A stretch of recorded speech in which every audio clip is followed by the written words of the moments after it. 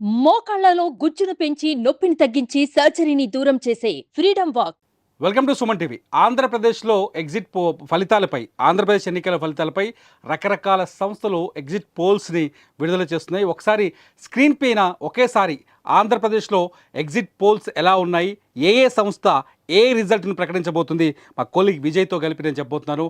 చూద్దాం. ప్రస్తుతానికి విజయ్, మనం చాలా స్పష్టంగా చూస్తున్నాం ఆంధ్రప్రదేశ్లో ఎగ్జిట్ పోల్స్. ఇంకా జూన్ 4వ తేదీన ఒరిజినల్ ఎగ్జాక్ట్ పోల్స్ రిజల్ట్స్ రాబోతున్నాయి. ఈరోజు ఎగ్జిట్ పోల్స్ ఒకసారి చూస్తే ఏపీలో చాణక్య స్ట్రాటజీస్ అనే సంస్థ, ఒకసారి చూడండి స్క్రీన్ మీద, ఫుల్ స్క్రీన్లో కనిపిస్తుంది మనకి. చాణక్య స్ట్రాటజీస్ అనే సంస్థ కూటమికి 114 సీట్లను ఇస్తుంది. అట్లాగే 114 నుంచి 125 సీట్లు ఇస్తుంది. వైసీపీకి, ప్రస్తుతం అధికారంలో ఉన్న వైసీపీకి 39 నుంచి 49 సీట్లు ఇస్తుంది. పీపుల్స్ పల్స్ ఇక పీపుల్స్ పల్స్ చూస్తే దాదాపుగా 111 నుంచి 135 స్థానాలు కూటమికి ఇస్తుంది. అదేవిధంగా వైసీపీకి 45 నుంచి 60 స్థానాలు ఇస్తుంది. కాంగ్రెస్ కావచ్చు, లేదంటే అదర్స్కి ఎవరికి కూడా 0 అనేది అక్కడ పీపుల్స్ పల్స్ చెప్తోంది.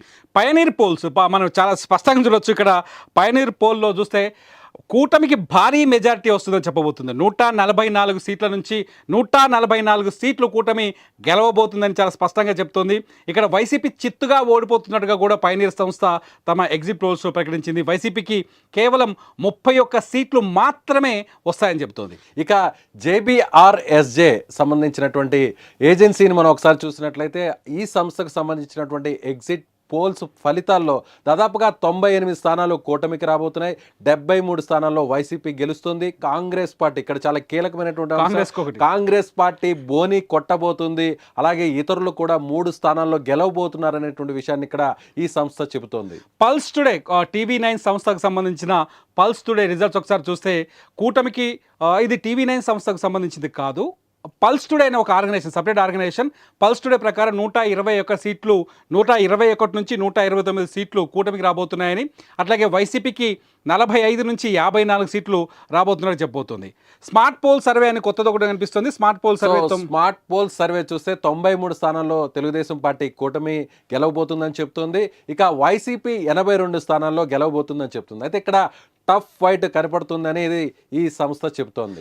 జన్మత్ పోల్స్ అనే ఒక సర్వే సంస్థ చేసిన ఎగ్జిట్ పోల్స్ రిజల్ట్స్ ప్రకారం 67 నుంచి 75 సీట్లు కూటమికి రాబోతున్నాయి. 95 నుంచి 103 సీట్లు వైసీపీకి రాబోతున్నట్టుగా చెప్తోంది. ఇక వ్రాప్ సర్వే చూస్తే దాదాపుగా కేవలం 4 నుంచి 17 స్థానాల్లో మాత్రమే కూటమి గెలవబోతుంది. వైసీపీకి దాదాపుగా భారీ మెజారిటీ 150 స్థానాలు రాబోతుంది. గతంలో కంటే కూడా 151 నుంచి 158కి వైసీపీ తన స్థానాలను పెంచుకుంటుంది అనేది ఈ సర్వే సంస్థ ఎగ్జిట్ పోల్స్ లో చెప్తోంది. ఆరా మస్తాన్ రావు, సెఫాలజిస్ట్ ఆరా మస్తాన్ రావుకి సంబంధించిన సర్వే చూస్తే ఆరా మస్తాన్ రావు సర్వే ప్రకారం 71 నుంచి 81 సీట్లు కూటమికి రాబోతున్నాయి. 94 నుంచి 104 సీట్లు వైసీపీకి, అధికార వైసీపీకి రాబోతుందని చెప్తాం. ఎక్కువ శాతం విజయ్, మనం ఇక్కడ చాలా స్పష్టంగా ఎన్ని సర్వే సంస్థలు చూసాం, రకరకాల సర్వేలు వస్తున్నాయి. నేషనల్ మీడియా ఛానల్స్ అనేక సర్వేలు చేశాయి. కొన్ని చోట్ల ప్రస్తుతానికి నేషనల్ మీడియా సర్వేకి సంబంధించిన డీటెయిల్స్ రావాల్సింది. ఎక్కువ సర్వేల్లో కూటమికి చాలా అనుకూలమైన వాతావరణం కనిపిస్తుంది. చాలా తక్కువ స్థానాల్లో 2-3 సంస్థల దగ్గర కూటమికి, వైసీపీకి అనుకూలంగా కనిపిస్తుంది. ఒక చోట 158 వ్రాప్ సర్వే చెప్తుంది. ఇంకోటి వచ్చేసి ఆరా మస్తాన్ రావు సర్వే 94 నుంచి 104 అని చెప్తోంది. జన్మత్ పోల్స్ 95 నుంచి 103 స్థానాలు చెప్తుంది. మిగతా చూస్తే కూటమికి అనుకూలమైన పరిస్థితి. ఎందుకు ఆంధ్రప్రదేశ్లో సడన్గా ఇంత పాజిటివ్ కూటమికి వచ్చింది అనుకోవచ్చు మనం? అంటే స్థానికంగా ఇచ్చినటువంటి సర్వే సంస్థల ఫలితాలను పక్కన పెడితే, ముఖ్యంగా జాతీయ స్థాయిలో ఉన్నటువంటి సర్వే సంస్థలు ఇచ్చినటువంటి ఎగ్జిట్ పోల్స్ ఫలితాలను చూస్తే ఖచ్చితంగా కూటమికే కాస్త ఎక్కువ మెజారిటీ స్థానాలు రాబోతున్నాయనేది ఈ ఫలితాలను బట్టి చూస్తే మనం విశ్లేషించాలి. అంటే ముఖ్యంగా అక్కడ ఉన్నటువంటి ఏపీ ఓటర్ ఈసారి ఖచ్చితంగా అధికారాన్ని కూటమికి ఇవ్వాలి అనేటువంటి ఉద్దేశంతో, ముఖ్యంగా జగన్ ప్రభుత్వం మీద ఉన్నటువంటి వ్యతిరేకత చాలా స్పష్టంగా కనిపిస్తోంది అనేది ఈ ఎగ్జిట్ పోల్స్కి సంబంధించినటువంటి రిజల్ట్స్ చూస్తే మనకు అర్థమవుతుంది. అంటే గతంలో పోలిస్తే జగన్మోహన్ రెడ్డి అధికారంలోకి వచ్చినప్పుడు భారీ మెజార్టీతో వచ్చాడు. 151 సీట్లతో వచ్చారు. 150 నవరత్నాల్ని అమలు చేశారు. వాలంటరీ వ్యవస్థను తీసుకొచ్చాడు. ఇంటింటికి ప్రభుత్వ పథకాలను తీసుకెళ్లే ప్రయత్నం చేశారు. ప్రతి ఇంటికి ఒక వాలంటీర్లు పలకరించి, అంటే ఒక ముద్దు బిడ్డలా ఉండేటట్టు ప్లాన్ చేశారు. అలాగే మహిళల్ని ముఖ్యంగా టార్గెట్ చేస్తూ వాళ్ళకి సంక్షేమ పథకాలను తీసుకొచ్చారు. ఇవన్నీ వర్కౌట్ కాలేదు అనుకోవచ్చా మనం? అంటే ఇక్కడ తిరుమల గారు ఒక విషయాన్ని చాలా స్పష్టంగా నేను చెప్పదలుచుకున్నాను. ఇక్కడ జరిగిన ఎలక్షన్ అంతా కూడా జగన్ని తిరిగి గెలిపించాలా లేదంటే జగన్ని ఓడించాలా? ఇదే ఒక్క నినాదం ఇక్కడ బాగా పనిచేసిందని చెప్పాలి. ఎందుకంటే జగన్మోహన్ రెడ్డి గత ఎన్నికల్లో 2019లో ఒక్క ఛాన్స్ ఇవ్వండి నేనేంటో చూపిస్తాను అని చెప్పారు ఆయన. దాన్ని నమ్మి అందరూ కూడా ఊహించినటువంటి మెజారిటీ స్థానాలను వైసీపీకి ఇచ్చారు. అయితే ఆ స్థాయిలో ఈయన ప్రభుత్వాన్ని పరిపాలన నడపలేదు, చేయలేదు అనేది కూడా అందరూ ఆల్మోస్ట్ ఆలోచించారని ఈ ఫలితాలను చూస్తే చెప్పాలి. ఎందుకంటే ఇక్కడ చూస్తే కేవలం నవరత్నాల మీదే ఫోకస్ పెట్టారు తప్ప ఎక్కడా కూడా డెవలప్మెంట్కి సంబంధించి కూడా జగన్మోహన్ రెడ్డి ప్రభుత్వం దాని మీద ఎక్కువగా కాన్సన్ట్రేట్ చేయలేదు అనేది చాలా స్పష్టంగా చెప్పచ్చు ఈ ఫలితాలను చూస్తే. ఎందుకంటే అందరూ కూడా ఇచ్చినటువంటి పథకాలు, స్కీమ్స్, ఆ లబ్ధిదారులు వాళ్లే ఉన్నారు తప్ప ఎక్కడా కూడా ప్రభుత్వం ముఖ్యంగా యువతకు సంబంధించి ఉద్యోగాలు ఇవ్వడంలో కావచ్చు, అదేవిధంగా డెవలప్మెంట్ కావచ్చు, రోడ్స్ కావచ్చు, అలాగే కొత్త పరిశ్రమలని రాష్ట్రానికి తీసుకురావడం కావచ్చు, అదేవిధంగా పెట్టుబడిదారులను రాష్ట్రానికి తీసుకురావడం కావచ్చు, సంపదని పెంచేటువంటి విషయం మీద ఎక్కడా కూడా వైసీపీ ప్రభుత్వం ఫోకస్ పెట్టలేదు. ముఖ్యంగా ఇక్కడ రాష్ట్ర రాజధాని విషయంలో ఫస్ట్ ఏమో ఆ పార్టీ వైసీపీ పార్టీ ఏమో ఎన్నికలకు ముందేమో అమరావతినే తాము తిరిగి రాజధానిగా కొనసాగిస్తామని చెప్పింది. కానీ ఎన్నికల అయిన తర్వాత వెంటనే అమరావతికి సంబంధించి ఎక్కడా కూడా అక్కడ కట్టడాలు కావచ్చు, లేదంటే ఆ వర్క్ని, ప్రోగ్రెస్ని ముందుకు పంపించే విషయంలో వైసీపీ వెనకడుగు వేసింది. తరువాత 3 రాజధానుల అంశాన్ని తెర మీదకు తీసుకొచ్చింది.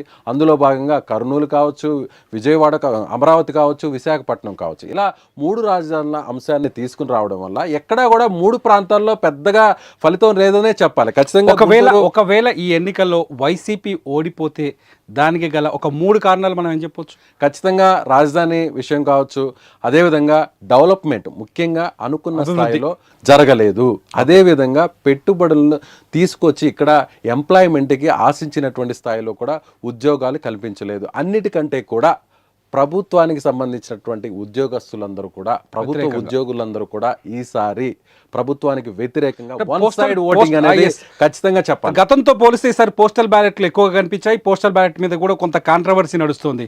ఆ కాంట్రవర్సీ గురించి ఒకసారి చెప్పొచ్చు? ఖచ్చితంగా. ఎందుకంటే జనరల్గా కూడా మనం ఎక్కడా కూడా ఓటింగ్ జరిగేటువంటి టైంలో పోస్టల్ బ్యాలెట్ల గురించి పెద్దగా ప్రస్తావించుకోం. ఎందుకంటే అది కేవలం ఉద్యోగస్తులు ఎవరైతే ఎన్నికల విధుల్లో ఉంటారో వారు మాత్రమే అక్కడ ఆ ఓటింగ్ చేస్తారు అనేది మనం చూస్తూ వచ్చాం. కేవలం పోస్టల్ బ్యాలెట్ల ప్రస్తావన ఎప్పుడు వస్తుందంటే ఎన్నికల ఫలితాల రోజున తొలి ఫలితాన్ని ముఖ్యంగా పోస్టల్ బ్యాలెట్ తీసుకోరు కాబట్టి పోస్టల్ బ్యాలెట్లో మెజారిటీ వచ్చింది అనేటువంటి విషయంలో అప్పుడు మాత్రమే మనం అందరూ కూడా, మీడియా కావచ్చు, జనరల్గా మిగిలినటువంటి పార్టీలు అందరూ కూడా ఆలోచిస్తారు. అయితే ఈసారి 3 లక్షల, గత ఎన్నికల్లో 2019లో దాదాపుగా 2,90,000 పోస్టల్ బ్యాలెట్ ఓట్లు పోలైతే ఈసారి అనూహ్యంగా రెండింతలు దాదాపుగా 6 లక్షల ఓట్లు, దాదాపు 5,50,000 ఓట్లు కనిపిస్తుంది. అంటే గతంలో ఉద్యోగస్తులు 2 లక్షలకు పైన, అంటే వాళ్ళు ఎవరైతే ఎలక్షన్ విధుల కోసం హాజరవుతారో వాళ్ళ ఓట్లు మాత్రమే పోలవుతాయి.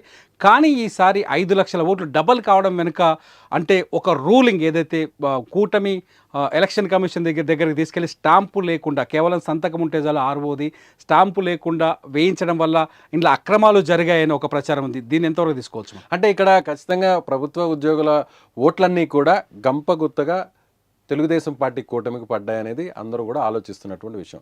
వైసీపీ కూడా బయటకు అది చెప్పుకోకపోయినప్పటికీ కూడా ఖచ్చితంగా ప్రభుత్వ ఉద్యోగుల ఓటింగ్ అంతా కూడా తమకు వ్యతిరేకంగా ఉంది అనే విషయం వాళ్ళకు కూడా తెలుసు. అయితే ఇక్కడ ఎలక్షన్ కమిషన్ ఆఫ్ ఇండియా దగ్గర కూడా వీరు వెళ్ళడం జరిగింది. ఎందుకంటే రాష్ట్రానికి సంబంధించినటువంటి అధికారులు కొంత తెలుగుదేశం పార్టీ కూటమికి అనుకూలంగా ఇక్కడ ఆదేశాలు ఇచ్చారని చెప్పి వైసీపీ ఆరోపిస్తూ నేరుగా ఎలక్షన్ కమిషన్ ఆఫ్ ఇండియాను కూడా సంప్రదించింది. అయితే కిందున్నటువంటి ఏదైతే సీఈఓ ఇచ్చినటువంటి ఆదేశాలని కంటిన్యూ చేస్తూ ఈసీ కూడా అలాంటి నిర్ణయం ఇచ్చింది. అయితే ఈ నిర్ణయాల్ని కోర్టులో సవాలు చేస్తూ హైకోర్టును కూడా ఆశ్రయించారు వైసీపీ నాయకులు. ఎందుకంటే ఇక్కడ చాలా వరకు కూడా చూస్తే తెలుగుదేశం పార్టీ ఒక ఆరోపణ చేస్తుంది. ఏం చెప్తుందంటే అక్కడ ఉన్నటువంటి స్థానికంగా ఉన్నటువంటి ఎన్నికల అధికారులను వైసీపీ మేనేజ్ చేసింది. ఎందుకంటే వాళ్ళు ప్రభుత్వంలో ఉన్నారు కాబట్టి అక్కడ ఆర్ఓలు కావచ్చు, వేరే ఆ తర్వాత ఉన్నటువంటి స్థాయి అధికారులందరూ కూడా మేనేజ్ చేశారు. ఒకవేళ ప్రభుత్వ ఉద్యోగులందరూ కూడా తెలుగుదేశం పార్టీకి ఓటు వేసినా కూడా దాన్ని ఇన్వాలిడ్ చేయడం కోసం కావాలని వాంటెడ్లీ స్టాంప్ వేయకుండా పక్కన పెట్టారు. అందుకోసమే మేము అధికారులను ఈ విధంగా తమకు సహకరించాలని, ఈ విషయంలో కొంత ఉపశమనం కలిగించాలనేది తెలుగుదేశం పార్టీ కోరినట్టుగా చెప్పొచ్చు, కూటమి కోరినట్టుగా మనం చెప్పొచ్చు. చూద్దాం రిజల్ట్స్ని. అనేక రకాల రిజల్ట్స్ కనిపిస్తున్నాయి. ఎగ్జిట్ పోల్స్లో కూడా ఒక రకంగా చెప్పాలంటే స్పష్టత లేదని చెప్పొచ్చు. కాకపోతే ఎక్కువ సర్వే సంస్థలు మాత్రం కూటమికి ఎడ్జ్ను చూపిస్తున్నాయి. జూన్ 4వ తేదీన ఎవరు ఆంధ్రప్రదేశ్ ముఖ్యమంత్రి పీఠం పైన కూర్చోబోతున్నారనేది తేలబోతుంది.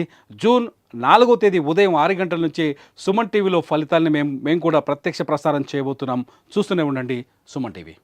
సుమన్ టీవీలో మీ పర్సనల్ అండ్ బిజినెస్ ప్రమోషన్స్ కోసం కింది నెంబర్కి కాంటాక్ట్ చేయండి.